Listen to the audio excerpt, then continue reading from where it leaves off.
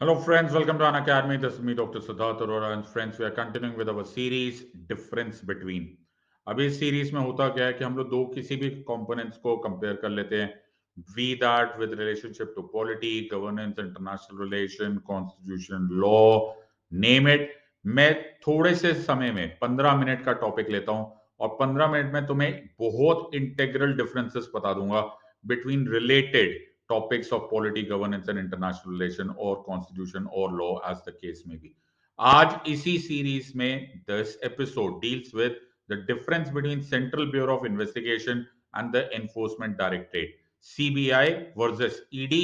आजकल तुम इनके बारे में अखबारों में कई बार पढ़ते हो, लेकिन क्या तुम्हें एक्चुअली मालूम है कि इनके बीच में डिफरेंसेस क्या है? At least the crucial differences between the CBI and the enforcement directorate तुम्हें नेक्स्ट 15 मिनट में पता चल जाएगा. Obviously this is a very very important topic for your upcoming exam. So central bureau of investigation और enforcement directorate दूर से एक जैसा ही लगता है, राइट? दोनों ही सेंट्रल ऑर्गेनाइजेशन है.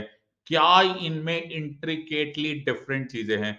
दैट इज कुछ ना कुछ तो होगा ही. दैट इज द रीजन दो अलग अलग ऑर्गेनाइजेशन बनी है. क्या तुम्हें मालूम है? और अगर तुम्हें नहीं मालूम है तो अगले कुछ 10 मिनट का इंतजार कर लो और तुम्हें सब कुछ पता चल जाएगा. So I am doctor Siddharth Arora. Unacademy में मुझे मेरे कोर्स सिड लाइफ के नाम से जाना जाता है. आप अन अकेडमी की कोई भी सब्सक्रिप्शन लेते हो, please ensure that you use the code sid life. आप सिड लाइफ कोड यूज करोगे, आपको इमीडिएट ह्यूज डिस्काउंट मिल जाएगा. अन अकेडमी की वेबसाइट पे जाइए, वहां पर अपना कोर्स चूज कीजिए, अपना कोर्स का ड्यूरेशन चूज कीजिए. जहां पर पेमेंट की जगह आती है वहां पर एक बॉक्स होगा जिस पे लिखा होगा रेफरल कोड. वहां लिख दीजिए SIDLIVE and you will get an immediate huge discount. We give you a realistic chance of cracking your exam. ऐसा मौका जाने मत देना. So आज हम जो टॉपिक कर रहे हैं ये है डीलिंग विद इन्वेस्टिगेशन. अब कमाल की बात यह है कि दोनों ही इन्वेस्टिगेशन ही कर रहे हैं. दोनों का कुछ ना कुछ रोल इन्वेस्टिगेशन से ही है. सेंट्रल ब्यूरो ऑफ इन्वेस्टिगेशन, जिसे सीबीआई बोला जाता है, वो तो तुम्हें नाम से ही समझ में आ रहा होगा कि वो तो इन्वेस्टिगेटिव बॉडी है. आमतौर पे एनफोर्समेंट डायरेक्टरेट या ईडी या प्रवर्तन निदेशालय जिसे बोला जाता है, हमको समझ में नहीं आता ये कर क्या रहे होते, लेकिन आजकल तुम्हें न्यूज में सब कुछ समझ में आ रहा है. देखा जाए तो ये भी एक इन्वेस्टिगेटिव एजेंसी है.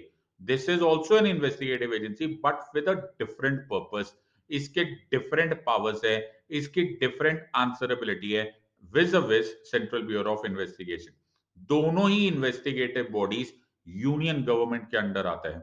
दोनों ही यूनियन गवर्नमेंट के अंदर. तो ऑब्वियसली मिनिस्ट्री डिफरेंट है. सीबीआई दूसरे डिपार्टमेंट को या दूसरे मिनिस्ट्री को आंसर देता है as compared to enforcement directorate. तो इसको हमने जनरली समझ लिया ये दो अलग अलग ऑर्गेनाइजेशन हैं. अब एक एक करके इन दोनों ऑर्गेनाइजेशन के जो क्रूशल डिफरेंसेस है उनको पकड़ लेते हैं. पहला पकड़ते हैं with relationship to central bureau of investigation.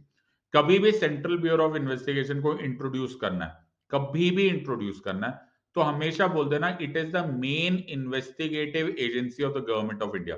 ये प्रीमियर इन्वेस्टिगेटिव एजेंसी है of the government of India. इसका जो प्राइमरीली आंसरेबिलिटी है वो department of personal and training को है. सो डीओपीटी को ये main investigative agency of government of India prime answerability. अब मैं इसको बार बार प्राइम आंसरेबिलिटी इसलिए बोल रहा हूं क्योंकि देखा जाए तो सीबीआई में कुछ और डिपार्टमेंट्स है, जैसे दो एंटी करप्शन डिवीजन. अब हुआ क्या था कि जब सीबीआई बनाया गया था तो सीबीआई एक्चुअली स्टार्ट हुआ था with a special police establishment. फिर बाद में एक डीएसपीई एक्ट, जिसको अगर फुल फॉर्म बोला जाए तो वो है Delhi special police establishment act of 1946, जो आपको स्क्रीन पे दिख रहा होगा.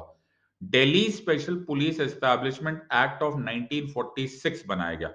तो for the longest time CBI, जिसको आज हम सीबीआई बोलते हैं, वो actually Delhi special police establishment ही था. 1963 में मिनिस्ट्री ऑफ होम अफेयर्स की एक नोटिफिकेशन आती है और उस नोटिफिकेशन के अनुसार वही डीएसपी अब सेंट्रल ब्यूरो ऑफ इन्वेस्टिगेशन कहलाती है. शुरू शुरू में सीबीआई के दो पार्ट्स थे, प्राइमरीली जनरल ऑफेंसेस विंग और इकोनॉमिक ऑफेंसेस विंग, जीओडब्ल्यू और ईओडब्ल्यू. लेकिन 1988 आते आते prevention of corruption act of 1988 बनता है, और प्रिवेंशन ऑफ करप्शन एक्ट 1988 को डील करने के लिए सीबीआई अपने अंदर एक और डिपार्टमेंट बना देता है, which is called as anti corruption division, ACD, जिसका प्राइमरी फंक्शन था to deal with prevention of corruption act of 1988। फिर इसके बाद एक और हादसा होता है। फिर जैन हवाला केस हुआ इंडिया में, which was supposedly a very very very very huge corruption case.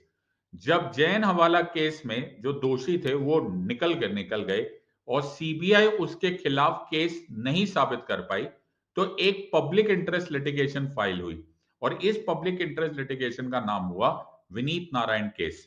Vineet Narayan case 1997 में जब सुप्रीम कोर्ट ने को उसके सामने ये आर्गुमेंट किया गया कि ये क्या है, इतना स्ट्रेट फॉरवर्ड केस था, सीबीआई अपना काम क्यों नहीं कर पाई, तो सुप्रीम कोर्ट ने अपनी नाराजगी व्यक्त की और पहली बार सीबीआई को बोला गया एक केज्ड पैरट, कि ये पिंजरे में बैठा हुआ एक तोता है। वो जो क्रिटिसिज्म थी, वो क्रिटिसिज्म ने बिल्कुल सीबीआई को अलग ही दिशा में ले गए। एंटी करप्शन डिवीजन को सेंट्रल विजिलेंस कमीशन सीवीसी की ओवरऑल सुपरिटेंडेंस में डाल दिया गया। ये बहुत इंपॉर्टेंट चेंज था with relationship to functioning of CBI. तो विनीत नारायण केस ऑफ 1997 के बाद एंटी करप्शन डिवीजन, केवल एंटी करप्शन डिवीजन को सीवीसी की ओवरऑल सुपरिटेंडेंस में डाल दिया गया। वैसे सीबीआई में स्पेशल सेल भी है, जो कि स्पेशल केसेस ऑब्वियसली किया जाता है, जो उनको स्पेशली दे दिया जाता है कि जाओ इनको डील करो। और वैसे CBI depending upon central government की अगर चॉइस हो, तो काफी सारे क्रिमिनल ऑफेंसेस को भी, जो आम तौर पे क्रिमिनल ऑफेंसेस होते हैं, उनमें भी डील कर लेते हैं। So if you notice very carefully, एक आरुषि मर्डर केस हुआ था, वो सीबीआई को गया था। It was a normal murder case जिसको कि नॉर्मली पुलिस ही हैंडल कर रही थी, लेकिन अगर जरूरत पड़ी तो वो सीबीआई को भी दिया जा सकता है। आपने कई बार सुना होगा कि कई बार डिमांड आने लग जाती है कि ये केस पुलिस के पास नहीं होना चाहिए, ये सीबीआई के पास होना चाहिए। So that is also allowed under Delhi special police establishment act of 1946। याद रखने वाली बात तुम्हारे एग्जाम के लिए खासकर है कि इसका मतलब है सीबीआई एक स्टैट्यूटरी बॉडी नहीं है, उसकी अपना कोई स्पेसिफिक स्टैट्यूट नहीं है। आज भी वो फंक्शन कर रहा है under Delhi special police establishment act of 1946। इसको कंपेयर करते हैं हम लोग एनफोर्समेंट डायरेक्टरेट से। सो जो एनफोर्समेंट डायरेक्टरेट है, ये भी जो है, ये कोई स्टैट्यूटरी बॉडी नहीं है। It is merely an agency functioning under ministry of finance. So जो इंप्लीमेंटेशन जो लॉ है, देखो सीबीआई एक जनरली सारे के सारे केसेस को हैंडल कर लेती है, लेकिन एनफोर्समेंट डायरेक्टरेट कुछ स्पेसिफिक लॉस के लिए बनाई गई है। इंप्लीमेंटेशन जैसे foreign exchange management act of 1999 या prevention of money laundering act of the year 2002, ये दो, और थोड़े बहुत और भी है, जैसे कोफेपोसा, जैसे फ्यूजिटिव इकोनॉमिक ऑफेंडर्स एक्ट। ये वाले केसेस जो आम तौर पे इकोनॉमिक क्राइम्स या फिर फॉरेन एक्सचेंज, फॉरेक्स जिसे बोला जाता है, उससे रिलेटेड लॉ को अगर डील करता है, तो वो एनफोर्समेंट डायरेक्टरेट के हवाले कर दिया जाता है। Please understand the difference here. CBI एक जनरली सारे केसेस को डील करता है, एनफोर्समेंट डायरेक्टरेट केवल या तो इकोनॉमिक या फॉरेक्स केसेस या फिर उस तरह का मनी लॉन्ड्रिंग वगैरह वगैरह केसेस को हैंडल करता है। दिस इज वाई इसको अगर हम नाम दें तो ये इकोनॉमिक इंटेलिजेंस ऑर्गेनाइजेशन है एज कंपेयर टू सीबीआई, जो कि जनरली सारे क्राइम्स को डील कर लेता है। वो जार एंटी करप्शन डिवीजन अलग है, स्पेशल अलग है, उनका एक फोरेंसिक डिवीजन अलग है, and so on and so fourth. Enforcement directorate primarily targets financial crimes. So money से रिलेटेड आजकल तुम बहुत कॉमनली नोटिस कर होंगे, आपको ईडी से रिलेटेड बहुत सारे केसेस सुनाई देते होंगे, वो सारे के सारे मनी रिलेटेड, मनी लॉन्ड्रिंग, ये पैसे कहां से आए, ये पैसे कहां गए, ये फॉरेन एक्सचेंज में क्यों इरेगुलरिटी हुई, वगैरह वगैरह, ये सब एनफोर्समेंट डायरेक्टरेट है। एंड ये एनफोर्समेंट डायरेक्टरेट आंसर करता है to the department of revenue, और एक्चुअली फंक्शन ही करता है under department of revenue, ministry of finance.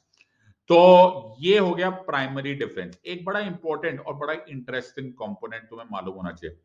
सो तुमने ये एक नाम तो सुना ही होगा, it is called as Interpol. अब बहुत सारे लोग इसको सीधा सीधा इंटरनेशनल पुलिस बोल देते, बट एक्चुअली ये इंटरनेशनल क्राइम पुलिस ऑर्गेनाइजेशन है।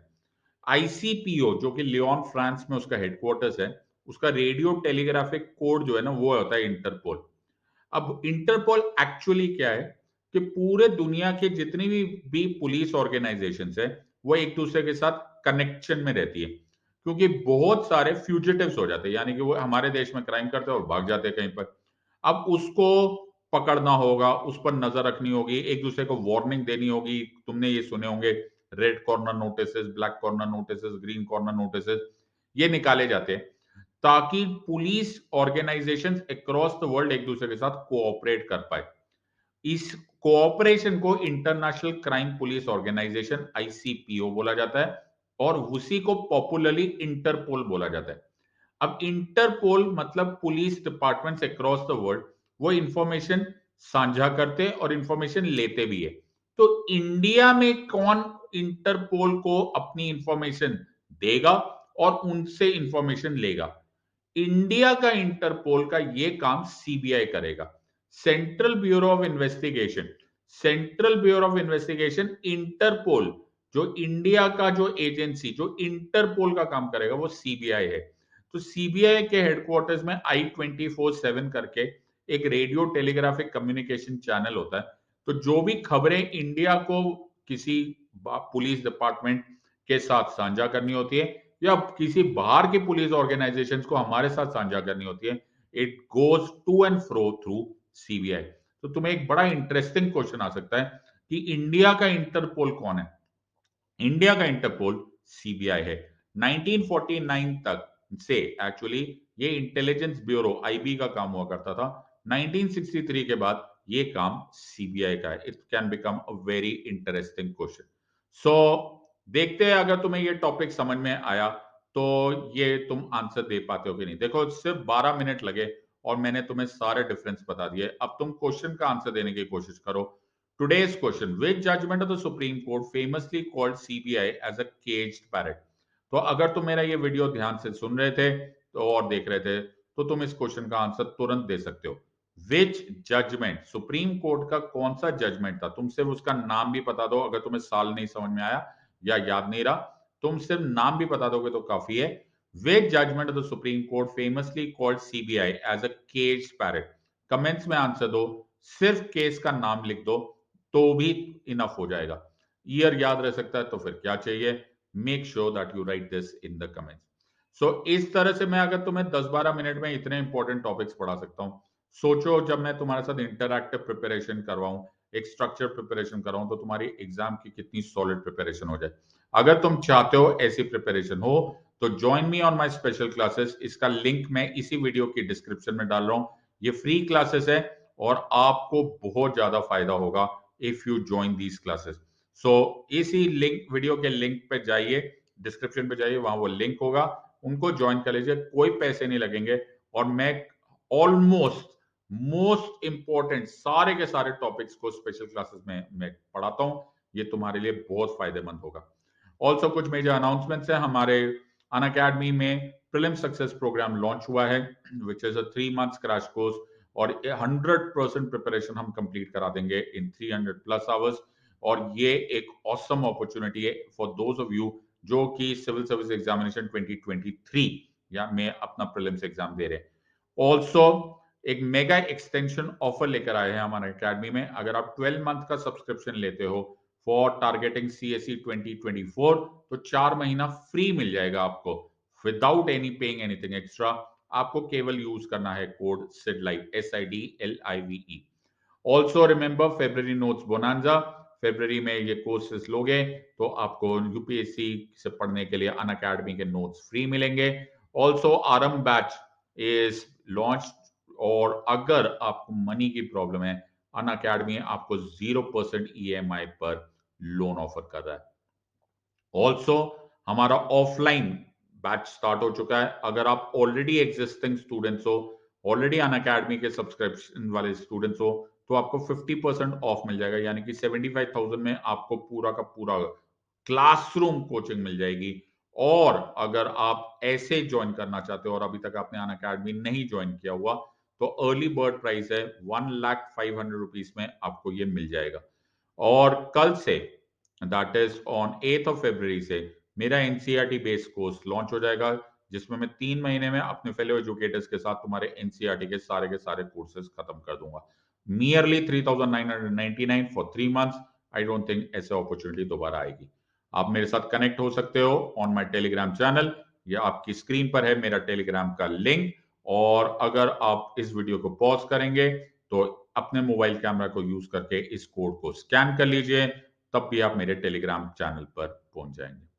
आई am very very happy to share this kind of knowledge. केवल 15 मिनट में आपका एक कॉन्क्रीट प्रिपरेशन हो सकता है विद दीज टॉपिक्स। अगर आपको ये सब वीडियोस अच्छे लग रहे हैं, please like, share and subscribe. In the words of Unacademy, let's crack it. Until next time, God bless, thank you and जय हिंद।